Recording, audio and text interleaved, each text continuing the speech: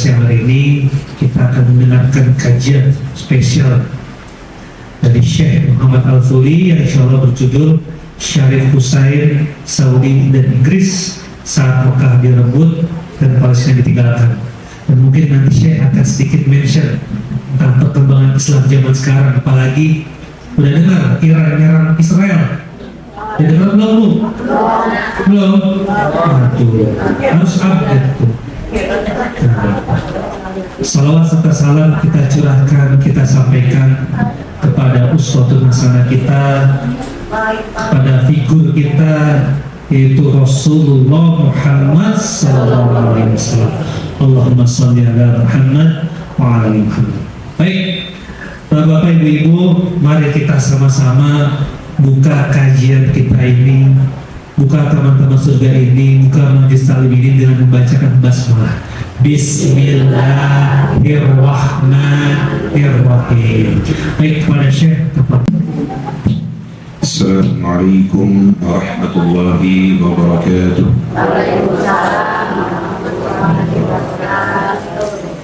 Innal hamdalillah nahmaduhu wa nasta'inuhu wa nastaghfiruh wa na'udzu billahi min shururi anfusina wa min sayyiati a'malina. Man yahdihillahu fala mudilla lahu wa man yudlil fala hadiya lahu. Asyhadu an la ilaha illallah wa asyhadu anna sayyidina Muhammadan abduhu wa rasuluhu la nabiyya ba'dahu. Bapak Ibu yang dirahmati oleh Allah Subhanahu wa taala, alhamdulillah kita ditakdirkan untuk bertemu lagi hari ini di Taman Surga. Semoga pertemuan kita hari ini menjadi saksi baik buat kita di hari akhir insyaallah. Amin ya rabbal alamin. Alhamdulillah wa syukurillah. Kajian kita hari ini Bapak Ibu judulnya mungkin kurang jelas ya. Judulnya Syarif Husain, Saudi dan Inggris ketika Makkah direbutkan, Palestina ditinggalkan. Mungkin kurang jelas ini maksudnya apa dan apa yang akan disampaikan. Sebenarnya kajian kita hari ini Bapak Ibu kajian sejarah. Dan mempelajari sejarah ini bukan sesuatu untuk mengisi waktu saja, bukan cerita-cerita yang menarik saja, tetapi kita mempelajari sejarah supaya kita bisa mengetahui masa depan kita bakal seperti apa. Karena kebanyakan kesalahan yang kita lakukan sekarang Bapak Ibu sebagai umat Islam pernah dilakukan di masa lalu, dan pernah dilakukan di masa yang sebelumnya lagi, dan pernah dilakukan di masa yang sebelumnya lagi. Tanpa kita mempelajari sejarah, kita tidak akan bisa tahu masa depan kita seperti apa, dan bisa jadi kita mengulangi kesalahan yang sama dengan kesalahan kita di masa lalu. Ini tujuan yang pertama, kenapa kita wajib mempelajari sejarah. Jadi sejarah ini Bapak Ibu bagian dari ilmu syar'i juga. Jika kita dapat hikmahnya, dapat ibrahnya, bisa masuk bagian dari ilmu syar'i, ilmu agama.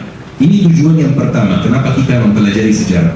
Tujuan yang kedua, supaya kita tidak tertipu oleh orang yang mengklaim support umat Islam. Ketika ada satu pihak, satu orang, satu negara yang mengklaim saya support umat Islam, kita harus mempelajari asal usulnya apa, sejarahnya seperti apa, latar belakangnya seperti apa, supaya kita bisa tahu dia benar, jujur, atau dia bohong. Dan supaya kita tahu tujuan yang ketiga, supaya kita yakin di dalam hati kita bahwa Palestina itu dijajah bukan karena musuh kita sangat kuat.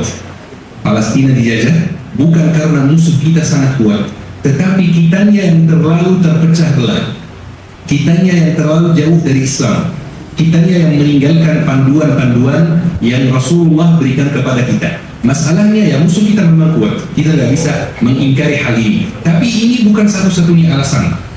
Musuh kita kuat, tetapi kita lebih kuat kalau kita bersatu. Kalau kita menentukan siapa musuh kita dan kita tidak terpecah belah, kita tidak kehilangan konsentrasi dalam masalah-masalah yang tidak penting. Ini Bapak Ibu tujuan kita mempelajari sejarah.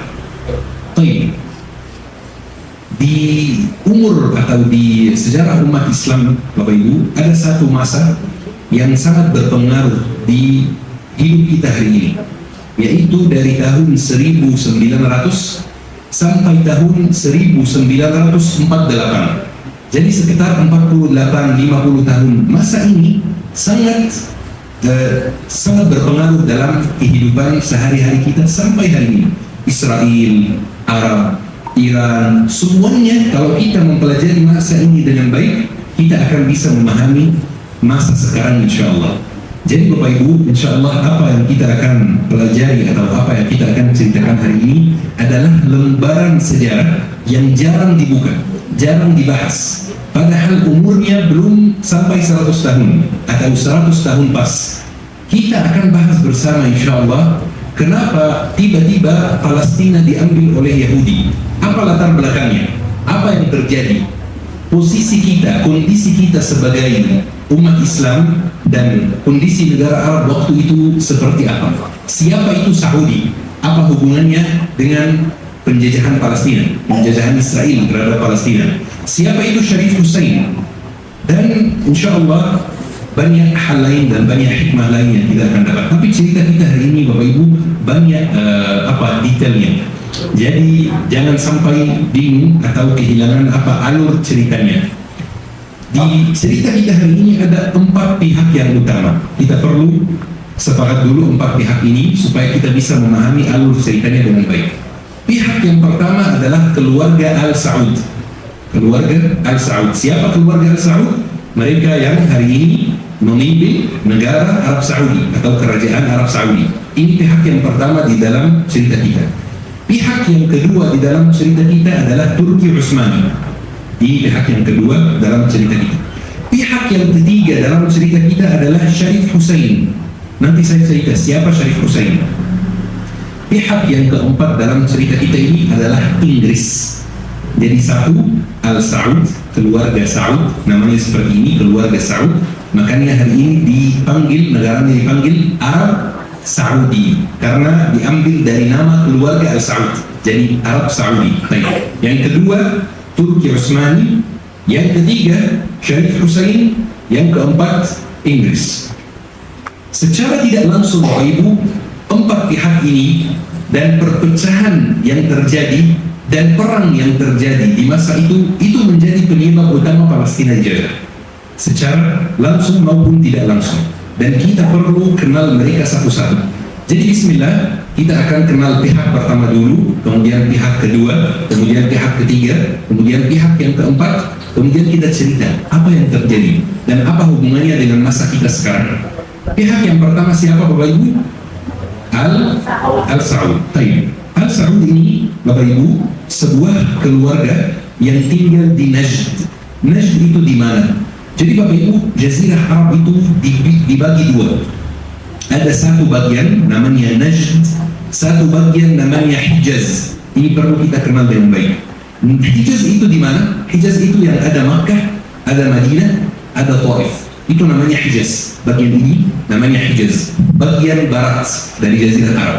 Ada bagian timur dari Jazirah Arab namanya Najd. Najd itu waktu itu Bapak Ibu tidak ada kelebihannya sama sekali. Kenapa? Gurun pasir.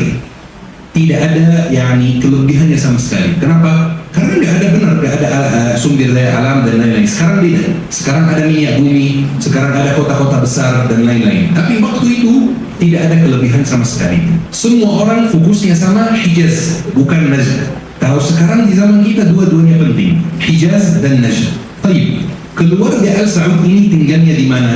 Tinggalnya di Najd, bukan di Hijaz. Dua-duanya jauh Bapak Ibu. Makkah, Madinah, Taif jauh dari Najd itu. Tinggalnya di tengah gurun pasir. Dan waktu itu Bapak Ibu, Najd hampir seluruhnya dikuasai oleh satu keluarga lain, namanya Al-Rashid. Jangan pusing ya dengan nama-nama ya.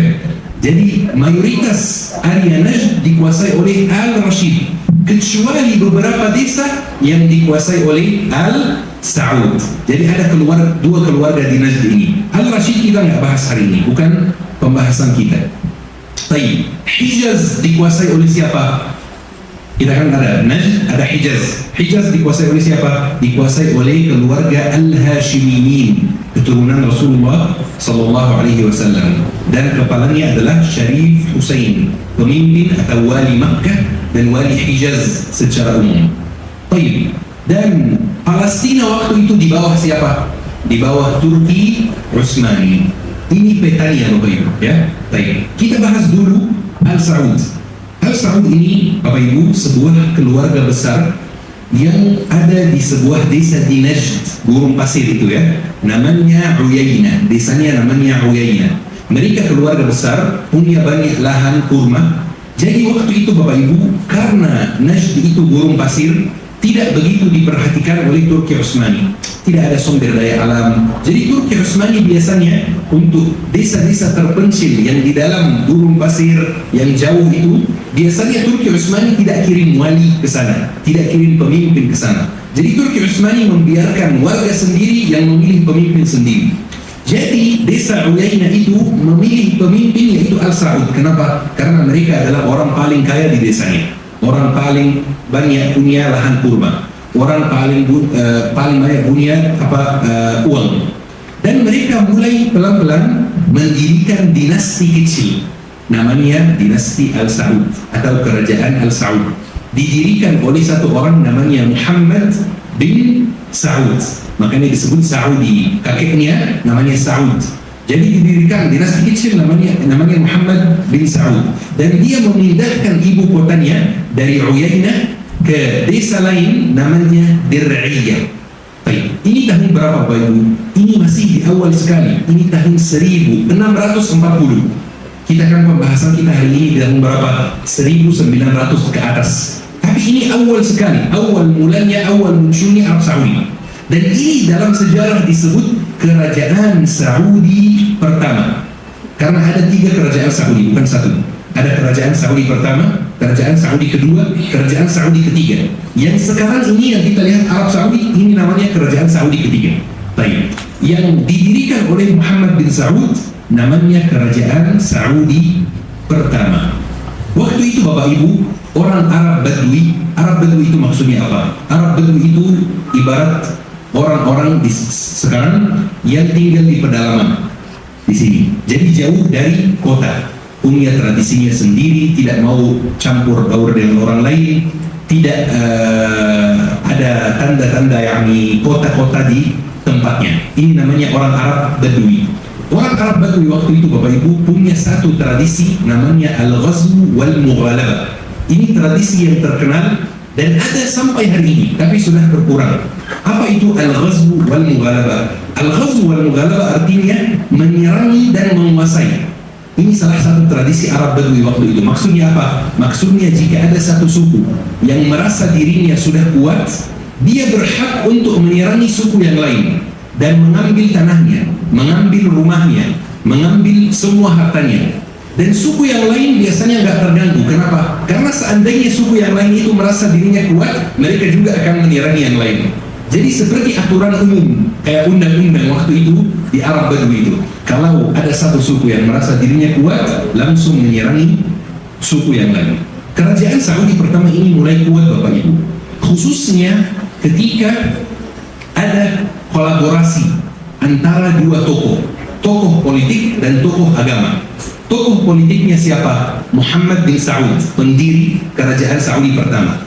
Tokoh agamanya siapa? Syekh Muhammad bin Abdul Wahab. Terjadi kolaborasi antara dua orang ini, Muhammad bin Saud dan Syekh Muhammad bin Abdul Wahab.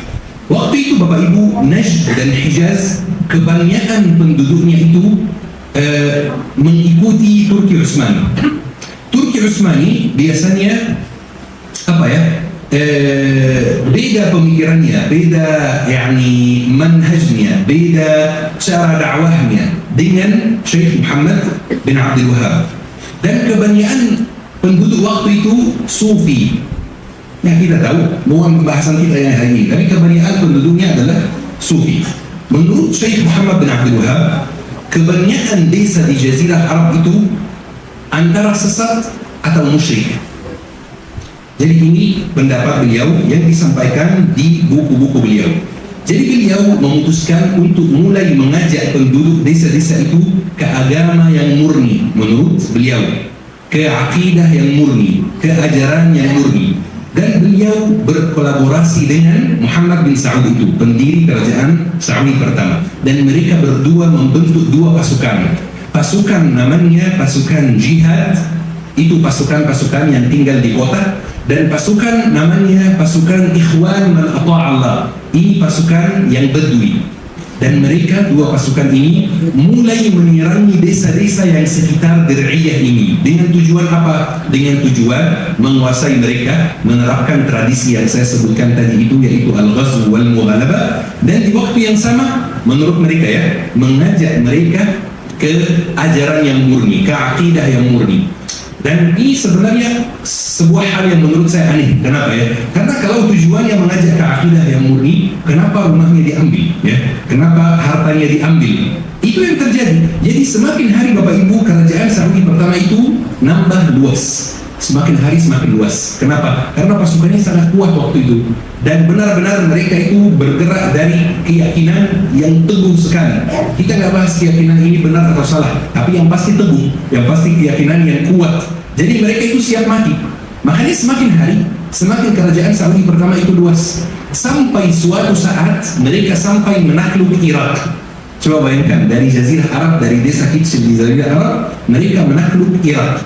Dan khususnya Karbala dan Najaf. Bapak Ibu tahu kota Karbala dan kota Najaf di Irak? Ini pusatnya siapa? Syiah. Pusatnya Syiah. Sufi saja dituduh musyrik, apalagi Syiah. Jadi kerajaan Saudi pertama itu masuk Najaf dan Karbala, menghancurkan semua masjid-masjid yang di sana, membunuh banyak orang, kemudian keluar lagi. Dan ini akan menjadi penyebabnya terbunuhnya Raja Saudi pertama. Ada satu orang dari Najaf dan Karbala mau balas dendam. Jadi dia pergi ke kota Dir'iyah itu, kemudian dia balas dendam. Baik, ini buktinya apa? Secara umum Bapak Ibu, Ana ketika siapkan materi kajian hari ini, Ana mengambil dari beberapa buku.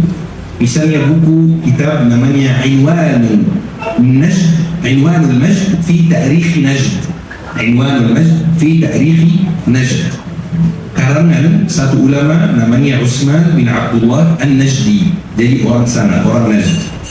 Jadi Bapak Ibu, ini seperti ini sistemnya. Semakin hari semakin meluas, semakin hari semakin banyak uangnya, semakin hari semakin banyak tempat-tempat dan desa-desa yang mereka kuasai. Sampai Syekh Utsman bin Abdullah An-Najdi saya mengutip tulisan dari buku beliau langsung. Beliau bercerita tentang seperti apa pasukan kerajaan Saudi pertama itu bersikap terhadap penduduk desa yang mereka anggap sufi, yang mereka anggap tidak benar atau mereka anggap menyimpang dari agama. Beliau mengatakan ketika mereka sampai tempat yang dikenal dengan nama Al-Atak, sebuah kota yang masih ada sampai hari ini, mereka itu maksudnya pasukan Muhammad bin Saud dan pasukan Syekh Muhammad bin Abdul Wahab. Mereka membunuh 10 orang dari penduduknya, termasuk Al-Qurawi dan anak-anaknya. Al-Qurawi itu pemimpin Al-Atak waktu itu. Mereka mengambil perabotan rumah penduduk dan mereka merampas 80 ekor unta dari penduduk Al-Atak. Kemudian Saud bergerak bersama pasukan muslimin menuju wilayah Al-Ahsa. Saat mereka tiba di kota Hurmah pada malam hari, dalam keadaan penduduknya sedang tidur, mereka menyerangi kota itu. Ketika azan subuh dikumandangkan dengan seruan hayya 'alas salat, Abdul Aziz memerintahkan setiap pemilik senapan, setiap pemilik pistol untuk menembakkan isinya secara serentak. Maka mereka menembakkan pelurunya secara bersamaan hingga kota itu pun berguncang bersama penduduknya. Akibatnya sebagian wanita hamil mengalami keguguran dan penduduk pun menjadi sangat ketakutan. Ini muslim terhadap muslim, muslim terhadap muslim, muslim menyerangi muslim. Satu muslim menganggap muslim yang lain musyrik, makanya diserangi. Satu muslim menganggap muslim yang lain kafir, makanya diserangi. Baik. Jadi teman-teman, Bapak Ibu, setelah Muhammad bin Saud meninggal dunia, dia itu dibunuh oleh salah satu warga kota Najaf dan Karbala yang ingin balas dendam karena bapaknya dibunuh, keluarganya dibunuh. Maka yang memimpin setelahnya satu orang namanya Abdul Aziz bin Muhammad bin Saud, anaknya Abdul Aziz bin Muhammad bin Saud. Dia memindahkan ibu kota dari desa Ad-Dir'iyah ke kota Riyadh yang masih ada sampai hari ini. Baik. Kemudian setelah Abdul Aziz meninggal dunia, yang memimpin setelahnya orang namanya Saud. Jadi namanya Saud bin Abdul Aziz bin Muhammad bin Saud. Saud ini beda. Saud ini terkenal paham soal politik dan diplomasi dan lain-lain. Tujuan utama Saud adalah menakluk Makkah dan Madinah. Waktu itu Bapak Ibu, Makkah dan Madinah bukan di tangan Al-Saud. Makkah dan Madinah itu masuk Hijaz atau Najd? Masuk Hijaz. Hijaz di tangan siapa? Di tangan Al-Hashimiyin, ya, keturunan Rasulullah SAW. Mereka memimpin Makkah dan Madinah selama 1000 tahun. 1000 tahun sampai mereka keluar. Nanti kita cerita bagaimana caranya mereka keluar. Baik. Waktu itu Bapak Ibu, Turki Utsmani dipimpin oleh Sultan Salim III. Itu masa Sultan Salim III. Saud tujuannya adalah menakluk Makkah dan Madinah.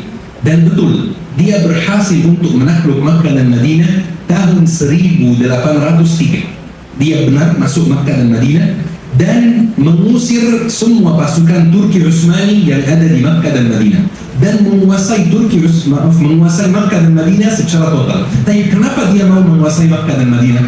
Karena Bapak Ibu, waktu itu di Makkah dan Madinah ada rumah-rumah sahabat masih berdiri dari zaman Rasulullah. Jadi orang suka ziarah ke rumah sahabat. Orang suka mengunjungi rumah sahabat. Seperti apa? Wisata, bukan ibadah, ya, wisata. Saya mau lihat, di sini Sayyidina Abu Bakar pernah menginap, di sini Sayyidina Abu Bakar pernah tidur, di sini Sayyidina Umar pernah tidur, di sini Abu Ubaidah Al-Ansari pernah tidur. Jadi orang-orang suka jalan-jalan ke tempat itu.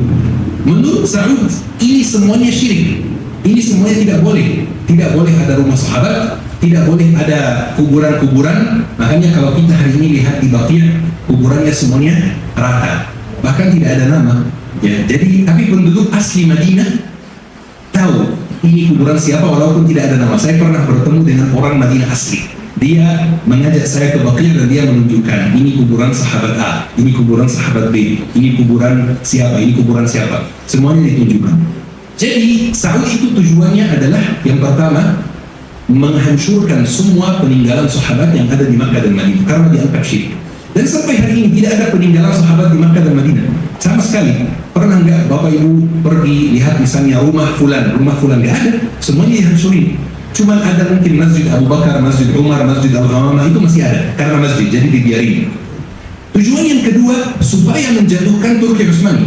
Kenapa? Karena salah satu cara supaya sebuah kepemimpinan dibilang kepemimpinan Muslim adalah menguasai Makkah dan Madinah. Ketika nama pemimpin didoakan di salat Jumat di Makkah dan Madinah, baru dia bisa disebut pemimpin umat Islam. Jadi selama ini Bapak Ibu, Turki Utsmani nama pemimpinnya Sultan Salim III didoakan di khutbah Jumat di Makkah dan Madinah. Saud ingin menjatuhkan Turki Utsmani. Kenapa? Karena dianggap sufi, musyrik, sesat, menyimpang dan lain-lain.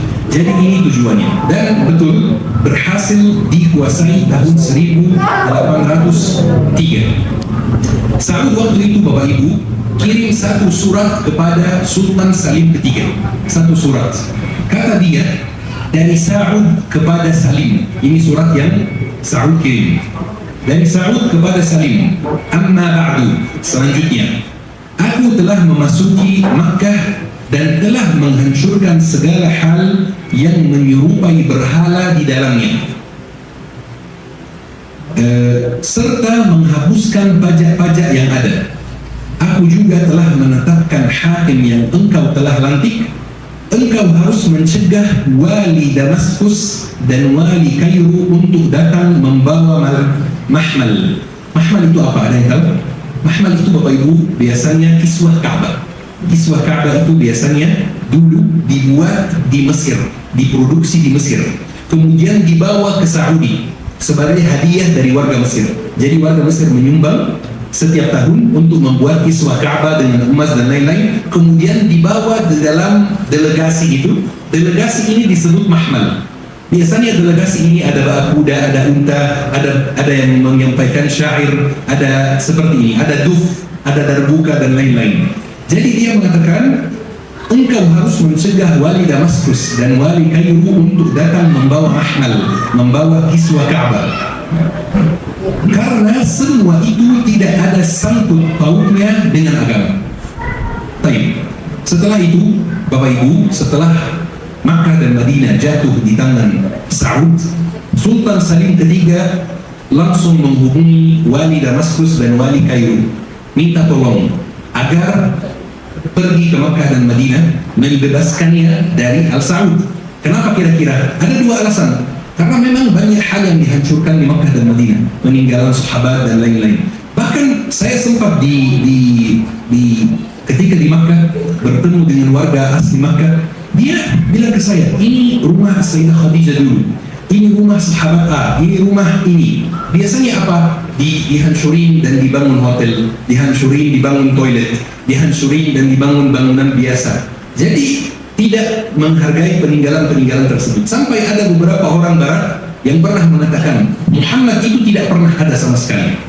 Ya, itu cuma mitos gitu karangan. Kenapa? Karena memang nggak ada peninggalan yang dibiarkan oleh Rasul di Arab Saudi. Bas, Sultan Salim III langsung menghubungi wali Mesir dan wali Damaskus, tolong pergi ke Jazirah Arab, bebaskan Makkah dan Madinah dari Al-Saud. Dan betul, Bapak Ibu, ada satu wali Mesir waktu itu namanya Muhammad Ali. Muhammad Ali itu yang keturunannya memimpin Mesir sampai tahun 52 kemarin, baru sangat dekat. Muhammad Ali waktu itu sudah diyakinkan oleh Sultan Mahmud II. Jadi Sultan Salim III tidak berhasil membujuk wali Mesir waktu itu dan wali Damaskus untuk pergi ke Makkah dan Madinah. Tapi di era Sultan Mahmud II berhasil membujuk Muhammad Ali untuk pergi ke Mesir. Dan Muhammad Ali mengirim anaknya dengan pasukan yang sangat besar ke Makkah dan Madinah dan sudah dibebaskan tahun 1818. Dan Makkah dan Madinah kembali lagi di tangan Turki Utsmani dan kerajaan Saudi pertama dihancurkan. Khalas, sudah tidak ada kerajaan Saudi lagi. Tapi di tahun 24, tahun 1824 berdiri lagi kerajaan Saudi kedua oleh satu orang namanya Imam Turki. Kemudian kerajaan Saudi kedua itu tidak banyak pengaruhnya, tidak kuat dan wilayahnya tidak luas, sampai kerajaan Saudi kedua itu diruntuhkan oleh Al-Rashid. Ada yang masih ingat Al-Rashid nggak? Al-Rashid yang menguasai puluhan ke atas. Kondisi Turki Utsmani sudah mulai melemah, sudah tidak sekuat dulu, sudah tidak berpengaruh seperti dulu. Kenapa kira-kira? Karena mulai dikuasai oleh orang-orang sekuler, mulai dikuasai oleh satu yayasan, satu grup, satu partai namanya Al-Ittihad wa Taraqqi. Mungkin buat Bapak Ibu yang pernah mendalami sejarah Turki Utsmani tahu nama ini. Satu partai yang berdiri di Turki Utsmani namanya Al-Ittihad wa Taraqqi. Partai ini didirikan oleh Freemason. Mungkin Bapak Ibu pernah dengar juga Freemason. Didirikan oleh Freemason yang arahnya sekuler sekali, ingin menjadikan Turki Utsmani itu negara sekuler, dan di kemudian hari mereka meruntuhkan Turki Utsmani secara total. Baik, saat kita bisa katakan Bapak Ibu bahwa Sultan Abdul Hamid II adalah sultan yang kuat yang terakhir. Semua sultan yang setelah Sultan Abdul Hamid II kurang kuat. Jadi sultan kuat terakhir itu yang masih berdiri, masih kuat, masih teguh, itu Sultan Abdul Hamid II. Baik, ini terkait Turki Utsmani. Cukup itu saja yang kita perlu ketahui tentang Turki Utsmani dalam kajian kita ini. Baik, pihak yang ketiga siapa? Pihak yang ketiga adalah Syarif Hussein. Syarif Hussein ini dia itu satu orang dari keturunan Nabi Muhammad SAW, makanya disebut Syarif. Ini adalah gelar buat keturunan Nabi Muhammad SAW. Keluarganya, keluarga Al-Hashimiyin, memimpin Makkah dan Madinah, memimpin Hijaz 1000 tahun. Jadi setiap kali ada khilafah baru, selalu posisi jabatan Makkah dan Madinah diberi dari keluarga Al-Hashimiyin ini untuk memimpin Makkah dan Madinah. Dan hari ini mereka masih memimpin Yordania. Jadi Bapak Ibu kalau buka internet dan ketik Yordania, nanti muncul nama resmi Yordania, nama lengkap Yordania. Namanya apa? Al-Mamlakah Al-Hashimiyah Al-Urduniyah, Kerajaan Yordania Hashimi. Kenapa? Karena mereka juga dari keluarga Hashimi, mereka dari keluarga keturunan Rasulullah SAW. Baik. Setelah Syarif Hussein dilantik sebagai wali Hijaz, wali Makkah, wali Madinah, wali Taif, Sultan Abdul Hamid kedua diturunkan. Kita tahu di sejarah Turki Utsmani, Sultan Abdul Hamid kedua dikudeta dan diasingkan ke pulau namanya Pulau Salonik. Ini pulau berdirinya Freemason. Baik. Ini tentang Syarif Hussein. Baik. Pihak yang keempat siapa? Inggris, betul. Tidak perlu kita juga cerita panjang lebar tentang Inggris. Inggris cukup waktu itu saya mengatakan Inggris itu waktu sangat kuat. Kenapa sangat kuat? Hasil dari harta-harta yang mereka kumpulkan dari negara yang mereka jajah. Mereka menjajah Mesir, menjajah Malaysia, menjajah India. Mereka kumpulkan harta-harta semua negara ini dan harta tersebut menjadikan mereka superpower, menjadikan mereka adik kuasa. Baik. Berarti kita sudah tahu latar belakang empat pihak ini, Al Saud dan Turki Utsmani dan Syarif Hussein dan Inggris. Kita mulai cerita kita dari sini Bapak Ibu. Palestina waktu itu di bawah siapa? Di bawah Turki Utsmani, betul. Makkah dan Madinah dan Taif di bawah siapa? Turki Utsmani juga. Jadi otomatis Syarif Hussein di bawah siapa? Di bawah Turki Utsmani. Jadi Syarif Hussein dilantik oleh Turki Utsmani. Tahun 1914 mulai muncul tanda-tanda Perang Dunia Pertama. Dan mulai tanda-tanda perang itu mulai muncul. Perang Dunia Pertama mulai di tahun 1914 akhir atau pertengahan. Awal mulai muncul tanda-tanda perangnya saja. Maka datang seorang prajurit Inggris ke kota Makkah di musim haji untuk bertemu dengan Syarif Hussein. Satu prajurit Inggris, satu intel Inggris datang ke Makkah bertemu dengan Syarif Hussein, menyampaikan satu pesan. Seandainya atau pesannya begini, kalau perang dunia ini mulai, kira-kira Syarif Hussein bakal ada di barisan siapa? Di barisan Turki Utsmani atau di barisan Inggris? Jadi waktu itu Bapak Ibu ada dua barisan ya. Ada barisan Inggris dan negara-negara yang mensupportnya, dan ada barisan Turki Utsmani dan Jerman. Jadi intel Inggris itu bertanya ke Syarif Hussein, kamu secara resmi, secara formal di barisan Turki Utsmani, tapi kalau perangnya mulai, kamu dukung kami atau dukung Turki Utsmani? Apa jawaban Syarif Hussein? Dukung Inggris. Dia mengkhianati Turki Utsmani. Kalau kita baca-baca dalam sejarah, kita bakal ketemu pasti ada alasannya ya. Tapi menurut Anda nggak ada alasan buat mengkhianati ya. Tapi alasannya apa? Turki Utsmani waktu itu dikuasai sekuler dan yang memimpin bukan sultan tetapi sekuler, Al-Ittihad wa Taraqi itu dan lain-lain. Syarif Hussein menyatakan dukungannya penuh kepada Inggris dengan satu syarat saja. Perlu kita perhatikan satu syarat ini karena ada kaitannya dengan Palestina. Apa syarat Syarif Hussein? Kata Syarif Hussein, kalau Inggris sudah menang di perang ini, saya mau diberi semua wilayah Arab termasuk Palestina dan diangkat sebagai khalifah Islam.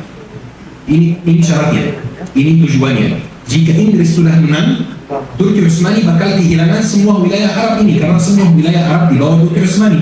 Jadi Syarif Hussein minta, Inggris menang, saya diberi semua wilayah Arab. Mesir, Syam, Irak, Jazirah Arab diberi kepada saya semua, termasuk Palestina, dan saya diangkat sebagai khalifah baru menggantikan khalifah Turki Utsmani. Dan Inggris setujui syarat Syarif Hussein. Inggris setuju, kalau kami menang, kami akan mengangkat kamu sebagai khalifah. Coba yang khalifah diangkat Inggris, lucu nggak? Baik. Ada satu orang di Jazirah Arab yang merasa cemburu. Siapa kira-kira? Abdul Aziz Al Saud. Kenapa merasa cemburu? Karena Inggris tidak menangkap dia. Inggris pergi bicara sama siapa? Sama Syarif Hussein. Dia merasa cemburu, kenapa Inggris tidak menganggap saya? Jadi dia hubungi Inggris duluan. Dia pergi ke Inggris, kirim surat ke Inggris, dan menawarkan bantuannya dan menawarkan jasanya kepada Inggris. Karena dia ingin mendapat posisi yang besar.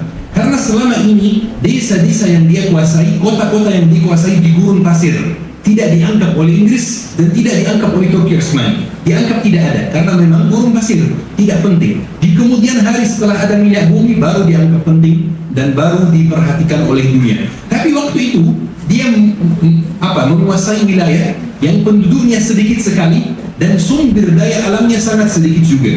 Jadi, Inggris dan Abdul Aziz Al Saud membuat sebuah perjanjian bahwa Abdul Aziz Al Saud juga akan mendukung Inggris di Perang Dunia Pertama melawan Turki Utsmani, dan dia minta sama Inggris agar nanti kalau Inggris sudah menang, tolong agar dia diberi wilayah Najd. Najd yang dikuasai siapa? Dikuasai Al-Rashid. Betul, masih ada yang fokus, alhamdulillah. Baik. Dia sepakat sama Inggris untuk didukung selama Perang Dunia Pertama agar dia nanti bisa diberi wilayah Al-Rashid, wilayah Najd secara total. Tapi Perang Dunia Pertama mulai kapan itu? Mulai di tahun 1914 akhir, dan Inggris membantu Abdul Aziz Al Saud untuk menyerangi wilayah Al-Rashid. Tapi ternyata Al-Rashid menang. Ternyata Al-Rashid mengalahkan Abdul Aziz Al Saud. Dan Al-Rashid waktu itu mengalahkan Al Saud dan mengumpulkan jasad-jasad mayat-mayat prajurit Inggris yang ikut membantu Al Saud dalam perang. Kemudian mereka memisahkan kepalanya dari badannya dan kirim kepalanya kepada Syarif Hussein di Makkah. Dan Syarif Hussein menggantung kepala-kepala orang Inggris itu di kota Madinah. Untuk apa? Untuk menunjukkan kepada warga, ini Al Saud minta tolong kepada Inggris. Padahal Syarif Hussein sendiri juga minta tolong kepada Inggris. Jadi dua-duanya sebenarnya pengkhianat. Dua-duanya sebenarnya mengkhianati Islam. Tapi ya, seperti ini sejarahnya Bapak Ibu. Jadi waktu itu Saudi membantu Abdul Aziz Al Saud, Inggris membantu Abdul Aziz Al Saud untuk menyerangi Al-Rashid. Dan di waktu yang sama Inggris membantu Syarif Hussein untuk memulai yang namanya dalam sejarah Revolusi Arab. Revolusi Arab itu didirikan atau mulai tahun 1916. Jadi Syarif Hussein keluar dengan pasukannya tahun 16 dan mendirikan secara terang-terangan, kami pisah dari Turki Utsmani. Kemudian dia menguasai beberapa wilayah sekitar Makkah dan Madinah dan menebali dirinya, memberi dirinya gelar rajanya bangsa Arab.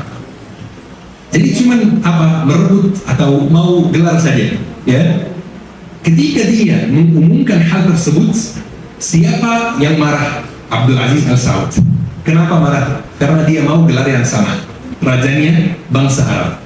Jadi Abdul Aziz Al Saud sudah mengumpulkan semua pasukannya untuk menyerangi Syarif Hussein di Hijaz, di Makkah dan Madinah. Tapi dia dihentikan oleh Inggris. Kenapa? Karena Perang Dunia Pertama masih berlangsung.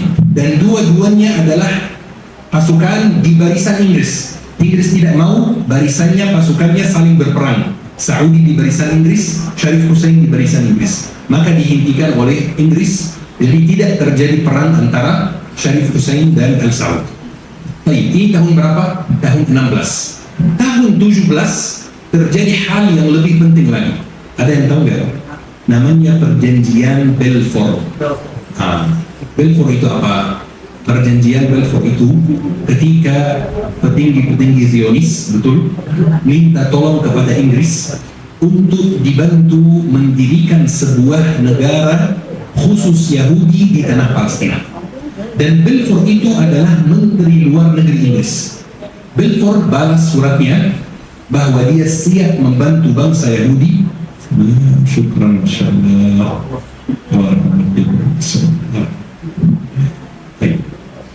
Balfour janji kepada petinggi Zionis untuk membantu bangsa Yahudi supaya bisa punya negara dan mendirikan negara di tanah Palestina. Kita stop di sini sebentar Bapak Ibu. kita merenungkan sebentar. Syarif Hussein mengejar apa?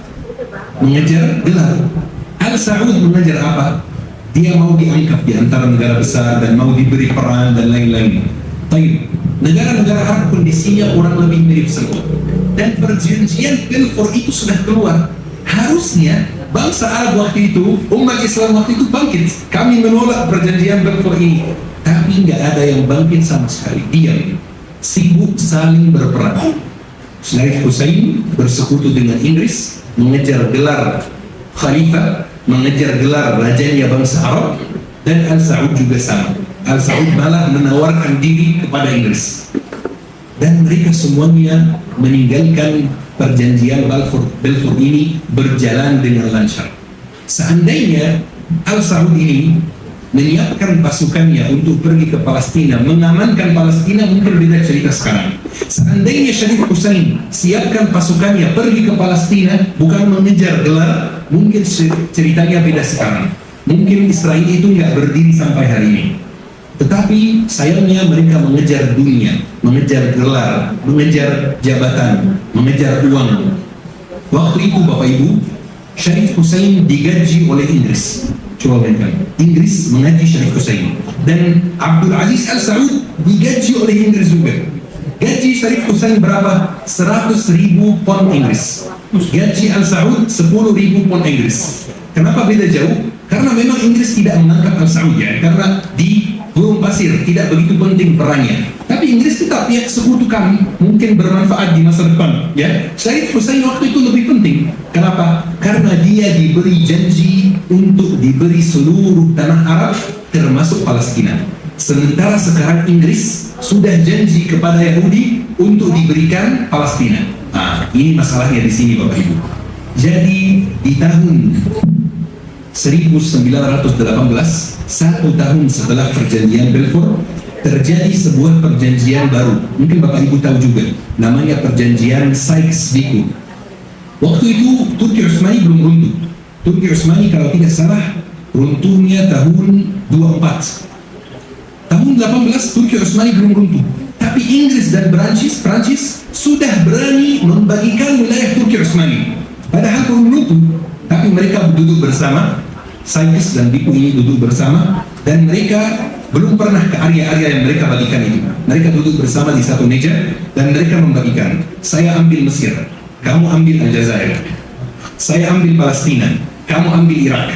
Saya ambil Lebanon, kamu ambil Suriah. Mereka membagikannya seperti ini. Dan betul, negara Arab dibagikan, dan mereka mulai menggerakkan pasukan-pasukannya ke negara Arab yang mereka bagikan ini. Ini namanya perjanjian Sykes-Picot. Tapi masalahnya satu, Syarif Hussein dijanji akan diberi wilayah Arab. Jadi Sykes-Picot ini, satu orang namanya Sykes, satu orang namanya Picot. Ini 2 orang, ya, satu dari Inggris, satu dari Prancis. Mereka pergi ke kota Jeddah, bertemu dengan Syarif Hussein. Jeddah itu waktu itu masuk Hijaz, dan sampai hari ini masuk Hijaz, dan dikuasai oleh Syarif Hussein. Mereka menawarkan sebuah tawaran yang baru kepada Syarif Hussein. Apa tawarannya? Kami siap memberimu semua wilayah Arab, tapi dengan 2 syarat. Yang pertama, tentara kami tetap di negara Arab.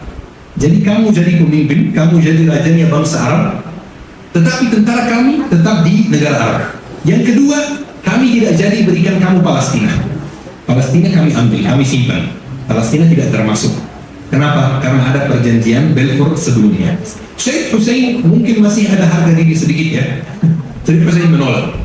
Katanya sepenuhnya atau tidak. Tetapi dia menyetujui syarat pertama, bahwa dia tetap jadi raja dan tentara Inggris dan Perancis tetap di dalam negaranya sendiri. Berarti raja tapi di bawah penjajahan. Dan dia setujui syarat ini. Tapi dia tidak setujui syarat yang kedua, yaitu syarat Palestina tidak diserahkan. Dia tidak setuju. Baik, pokoknya terjadi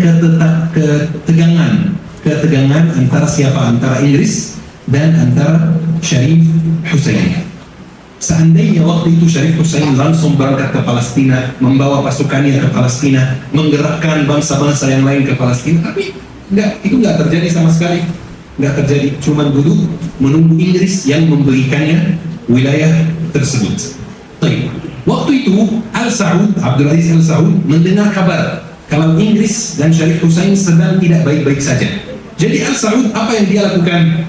Bukannya pergi ke Palestina untuk menjaganya misalnya, atau taruh pasukan di sana. Enggak, dia menyerang Syarif Hussein. Kenapa? Dia merasa, wah, Syarif Hussein itu mulai marah sama Inggris, dan kalau saya serangi Syarif Hussein sekarang, Inggris tidak bakal menghentikan saya. Jadi sekalian dia ambil Hijaz, sekalian dia ambil Makkah dan Madinah. Tapi pokoknya dihentikan oleh Inggris, karena Inggris masih berharap sama Syarif Hussein. Karena Syarif Hussein lebih berpengaruh, lebih didengar antara bangsa Arab waktu itu, dan lebih paham politik dan lebih paham diplomasi dibanding Abdul Aziz Al Saud. Baik, terjadi perang antara Abdul Aziz Al Saud dan Syarif Hussein, tapi perang kecil dan cepat dihentikan oleh Inggris. Kemudian Bapak Ibu, berapa? 3 tahun setelah kejadian ini, tahun 1921, datang satu intel lagi ke Hijaz, namanya Lawrence of Arabia. Ini gelarnya, terkenal sekali di sejarah, Lawrence of Arabia. Dia datang menawarkan sebuah tawaran lagi kepada Syarif Hussein, tawaran yang sama sebenarnya. Kami siap serahkan negara Arab ke kamu dengan 2 syarat. Yang pertama, tentara kami tetap di negara Arab. Yang kedua, kamu setujui perjanjian Balfour. Artinya apa? Kamu setujui Palestina diberikan kepada bangsa Yahudi. Tapi tetap Syarif Hussein menolak. Tetap Syarif Hussein tidak ambil tawaran tersebut. Di situ Bapak Ibu, Inggris mulai lepas diri dari Syarif Hussein. Di situ Inggris mulai merasa bahwa Syarif Hussein itu tidak memberikannya keuntungan sama sekali. Baik. Terjadi 1 tahun setelahnya, tahun berapa? Tahun 22, 1922. Apa yang terjadi? Al-Rashid jatuh. Siapa Al-Rashid? Ada yang masih fokus gak? Siapa Al-Rashid? Keluarga yang menguasai area Najd. Yang di bawah siapa? Turki Utsmani. Mereka diwakilkan oleh Turki Utsmani, yakni diberi amanah oleh Turki Utsmani untuk menguasai area Najd. Al-Rashid jatuh. Di mana jatuh? Al-Saudi menyerangi Al-Rashid, dan Al-Saudi berhasil menjatuhkan Al-Rashid. Jadi sekarang Bapak Ibu kondisinya begini. Jazirah Arab itu terbagi 2. Bagian timur di tangan siapa? Abdul Aziz Al-Saud. Khalas, tidak ada Al-Rashid lagi. Bagian timur besar sekali, sangat-sangat besar. Baik, bagian barat di tangan siapa? Syarif Hussein. Baik, sekarang Turki Utsmani sudah keluar dari Jazirah Arab, tidak ada lagi yang di bawah Turki Utsmani. Itu tahun berapa? Tahun 1922. Dan kejadian ini memberi tanda kepada Inggris bahwa Al-Saudi ini sudah sangat kuat, dan sepertinya mereka harus didukung untuk lebih kuat. Apalagi Raja Abdul Aziz Al-Saud itu sangat baik hati sama Inggris. Dari awal dia yang menawarkan bantuannya dan jasanya kepada Inggris. Bedanya Syarif Hussein ditawari oleh Inggris. Dua-duanya pengkhianat menurut Anda, ya. Tapi Pak Abdul Aziz Al-Saud malah dia yang menawarkan ke Inggris. Sampai 2 tahun kemudian, tahun 1924 terjadi sebuah hal yang mengoncangkan dunia Islam sampai hari ini. Tahun 1924, apa yang terjadi? Jatuh Turki Utsmani. Pertama kali sejak Rasulullah meninggal dunia, umat Islam tidak ada pemimpin. Pertama kali, coba bayangkan, sejak Rasulullah meninggal dunia, pertama kali, tidak pernah terjadi sebelumnya. Selalu ada pemimpin untuk umat Islam, selalu ada satu pemimpin, ini namanya pemimpin umat Islam. Kalau kita pergi waktu itu ke luar negeri, kamu siapa? Aku Muslim. Oh, berarti ini langsung di bawah naungan pemimpin tersebut, di bawah lindungan pemimpin tersebut. Pertama kali umat Islam kaget, kok nggak ada pemimpin lagi, ya? Kok nggak ada kepemimpinan lagi? Baik. Ketika Turki Utsmani jatuh, harusnya ini menampar kita, ya. Harusnya ini menampar Al-Saud, harusnya ini menampar Syarif Hussein. Tahu apa yang Syarif Hussein lakukan? Syarif Hussein keluar di Masjid Nabawi, pakai jubah Nabi dan mengangkat dirinya sebagai khalifah. Khalifah mana itu yang dijajah oleh Inggris? Khalifah mana itu yang siap untuk menerima wilayah Arab tapi pasukan Inggris di dalamnya? Khalifah mana itu yang bekerja sama dengan Inggris, yang menerima gaji dengan Inggris? Khalifah siapa itu? Jadi dia mengangkat dirinya sebagai khalifah dan minta bayat dari umat Islam, tapi tidak ada yang memberinya bayatnya. Baik, apa yang terjadi? Abdul Aziz Al Saud marah. Kenapa? Karena dia merasa, ya ini bukan, aku nggak akan kasih bayat kepada dia. Dia bukan khalifah umat Islam. Jadi Abdul Aziz Al Saud mulai menyerang Syarif Hussein, tapi sekarang serius. Dan sekarang Inggris tidak lagi mendukung Syarif Hussein. Dan sekarang Inggris tidak lagi menghentikan Al Saud. Khalas, Inggris membiarkan mereka berdua saling berperang. Baik, Palestina kemana? Nggak ada sama sekali, nggak dipikirkan sedikit pun. Palestina, orang Yahudi mulai hijrah, mulai pindah dari Eropa ke Palestina. Jumlahnya puluhan ribu, nggak ada yang peduli sama sekali. Al Saud tidak peduli, Syarif Hussein tidak peduli. Al Saud kita sebut tadi ada dua pasukan, ada masih ingat dua pasukan. Namanya pasukan yang pertama pasukan yang terdiri dari orang-orang yang tinggal di kota, dan pasukan yang kedua terdiri dari orang-orang yang tinggal di gurun pasir, orang Arab Bedui. Orang Arab Bedui ini khususnya sangat ekstrim, ya. Pasukan dia bukan orang Arab Bedui secara umum. Orang Arab Bedui ada yang baik, ya. Tapi pasukan dia sangat ekstrim. Sampai di kemudian hari nanti kita cerita pasukan ini memberontak dan mau menjatuhkan Abdul Aziz Al Saud, tapi di kemudian hari. Ini sangat ekstrim. Dan mereka berpendapat bahwa orang Sufi lebih bahaya terhadap umat Islam dibanding orang Yahudi. Makanya mereka mulai dulu dengan menyerang desa-desa di Jazirah Arab yang Sufi, desa-desa di Jazirah Arab yang beda pemahaman. Mirip gak dengan zaman kita ini Bapak Ibu? Sangat mirip dengan zaman kita. Ketika saudara Muslim yang beda pemahaman dianggap lebih bahaya dari musuh yang terang-terangan kafir, yang terang-terangan memusuhi umat Islam. Jadi Palestina tidak dianggap sama sekali. Orang Yahudi di tahun 24 ini mulai membentuk desa-desa khusus Yahudi di Palestina. Palestina di tahun berapa? 8. Ini tahun 24, masih jauh. Orang Yahudi sudah mulai datang ke Palestina. Jumlahnya sudah mulai sangat banyak. Mereka mulai memiliki senjata. Mereka mulai memiliki bisnis-bisnis yang besar di Palestina. Diam semuanya. Mesir diam, Syarif Hussein diam, Al Saud diam. Mereka sibuk merebut Makkah dan Madinah, sibuk merebut Hijaz. Supaya apa? Supaya dapat pengakuan internasional dari dunia. Ya, karena aturannya waktu itu yang memiliki atau menguasai Makkah dan Madinah, dia itu pemimpin umat Islam. Itu aturannya zaman dahulu. Sekarang mungkin tidak lagi. Jadi Palestina ditinggalkan, tidak dipikirkan sedikit pun, dibiarkan menderita sendiri. Bangsa Arab sibuk mengurus dirinya sendiri. Umat Islam secara umum sibuk mengurus dirinya sendiri. Apa yang terjadi? Yang terjadi sekarang Bapak Ibu, sebuah peristiwa yang Anda yakin mungkin 95% dari Bapak Ibu tidak pernah dengar tentang peristiwa ini. Padahal terjadi baru 100 tahun yang lalu. Namanya penyerangan kota Taif. Pernah dengar gak? Atau kadang-kadang disebut pembantaian kota Taif. Tentara Al Saud menganggap orang-orang yang tinggal di Taif itu kafir, musyrik. Ini bukan tuduhan, ini ada di buku-buku mereka. Jadi mereka ketika masuk kota Taif, mereka kan udah memutuskan untuk menyerangi Syarif Hussein, betul? Taif di bawah siapa? Di bawah Syarif Hussein, karena Taif itu masuk Hijaz. Sekarang Najd sepenuhnya sama Al Saud, Hijaz sepenuhnya sama Syarif Hussein. Jadi Al Saud mulai menyerang Hijaz. Mulai dengan apa? Mulai dengan kota Taif. Kota Taif penduduknya dianggap musyrik. Kenapa? Ya karena Sufi. Dianggap langsung musyrik, dianggap langsung menyimpang dari Islam, dianggap langsung tidak benar. Jadi pasukan Al Saud ketika masuk kota Taif, mereka tidak lagi memandang penduduk kota Taif sebagai saudara Muslim yang zalim misalnya, saudara Muslim yang menyimpang, saudara Muslim yang harus disingkirkan agar menegakkan keadilan misalnya. Mereka dianggap kafir total. Jadi ketika mereka masuk kota Taif, mereka membantai warganya secara brutal, pembantaian yang luar biasa. Ratusan orang dibunuh oleh mereka, orang Muslim di kota Taif.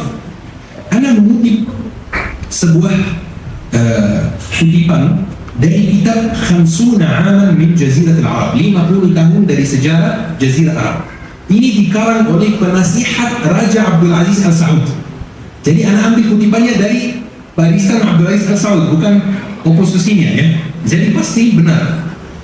Dia mengatakan, "A'malu as-sayfa fi riqabi kathirin min al-abriyar, kama a'malu yadin nahbi was-salbi fi kathirin min amwali nas."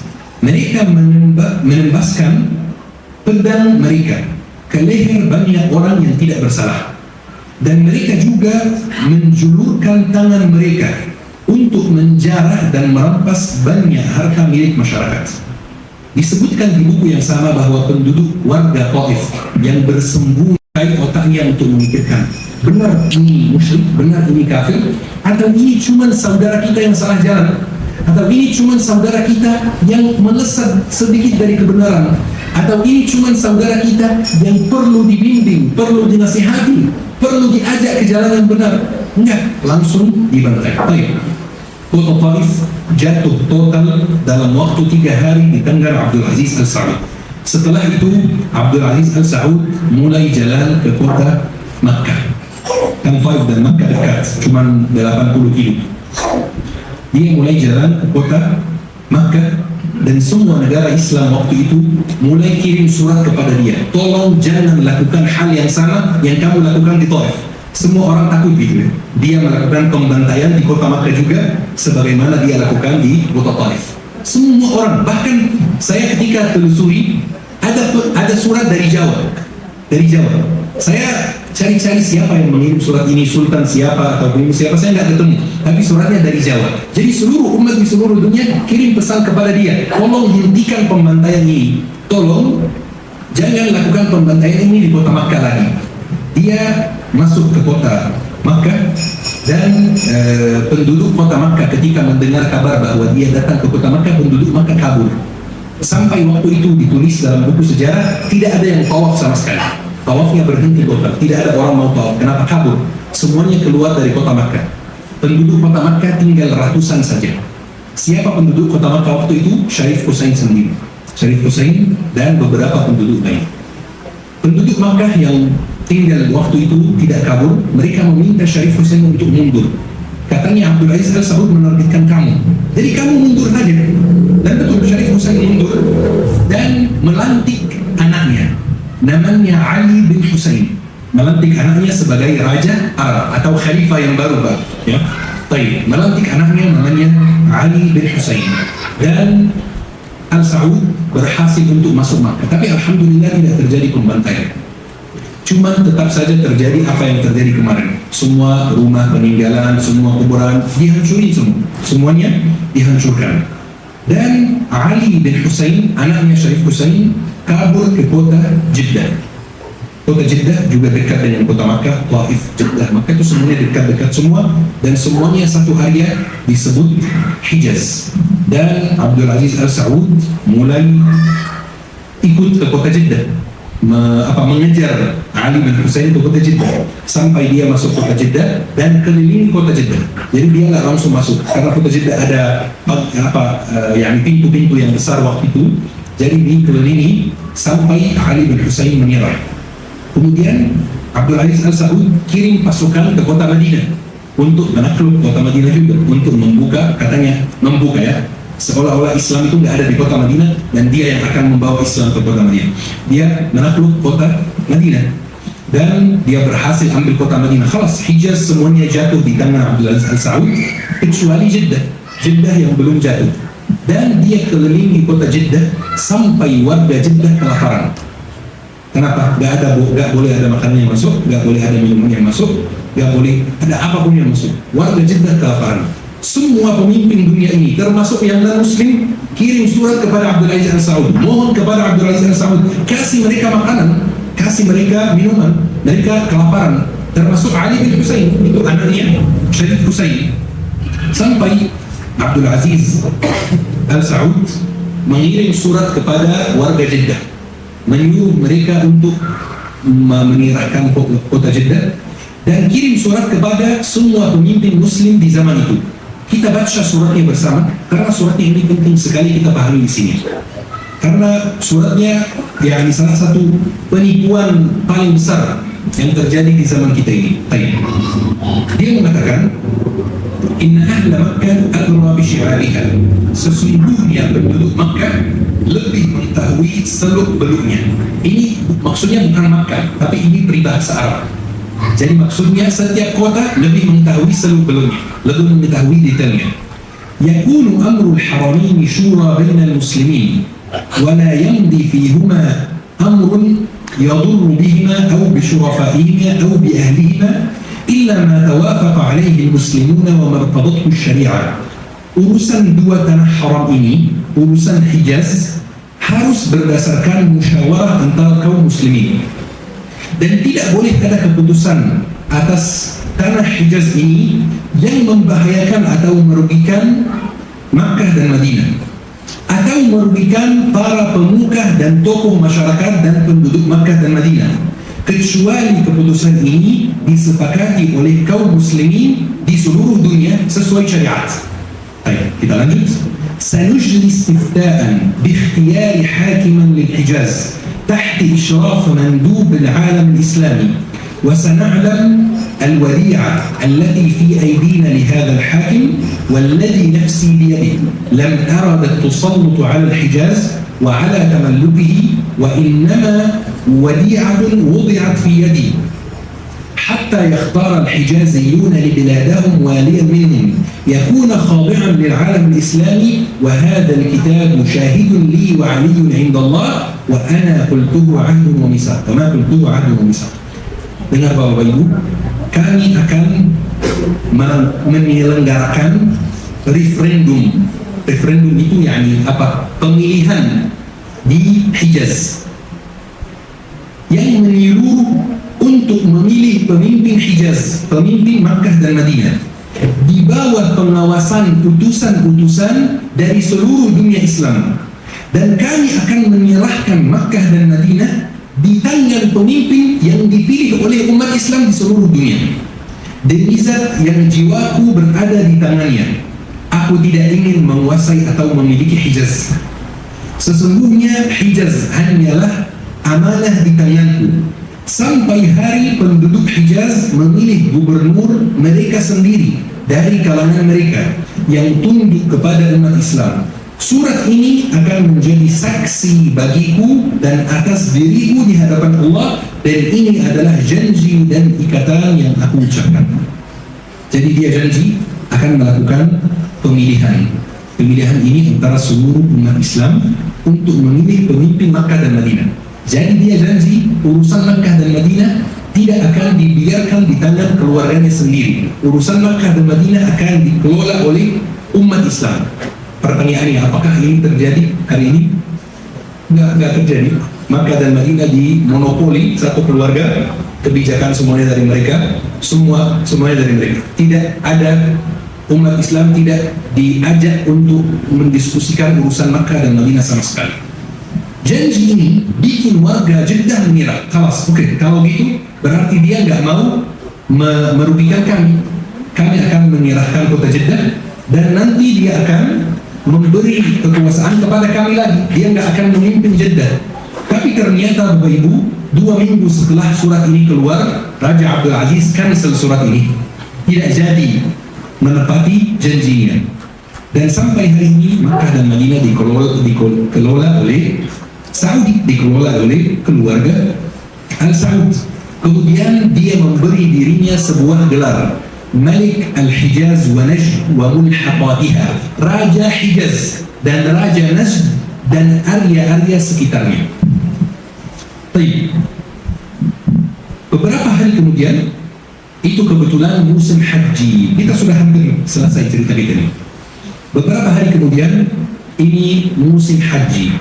Musim haji seperti yang ada ceritakan sebelumnya, kiswah Ka'bah datang dari mana? Dari Mesir.